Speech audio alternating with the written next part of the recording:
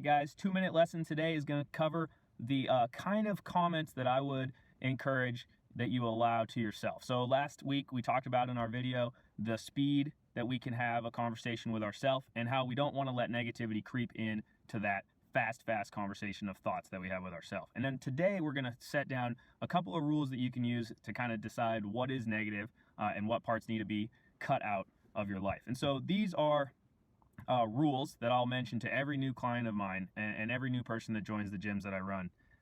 And the first rule that I would tell them is I would always say, hey, when you're in here, you're not allowed to say things about yourself that would be rude or mean if they came from someone else. And I always give an example of this. If Mary says to Kate, oh my gosh, you look so fat in that photograph, I would say, hey, Mary, you're not going to be allowed to be in here anymore if you're going to talk that way to other people. It's just not acceptable. Now, a lot of times you'll probably hear this, but Kate looks at a photograph of herself and says, oh my gosh, I look so fat in that picture.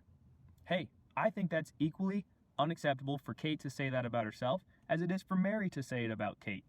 Now, if you hold yourself to that standard, if you say, hey, I'm not going to make any claims about myself that would be rude if they came from someone else, you're going to cut out a lot of those negative thoughts that come in at such a high rate of speed.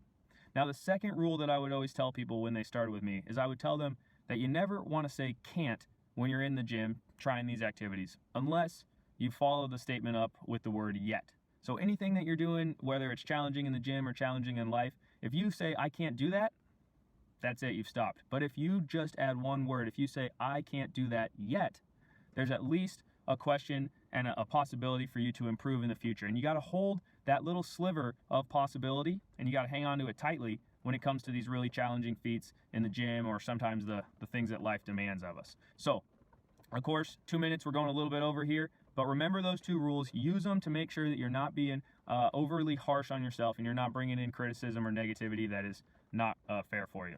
All right, thanks for watching. Talk to you next time.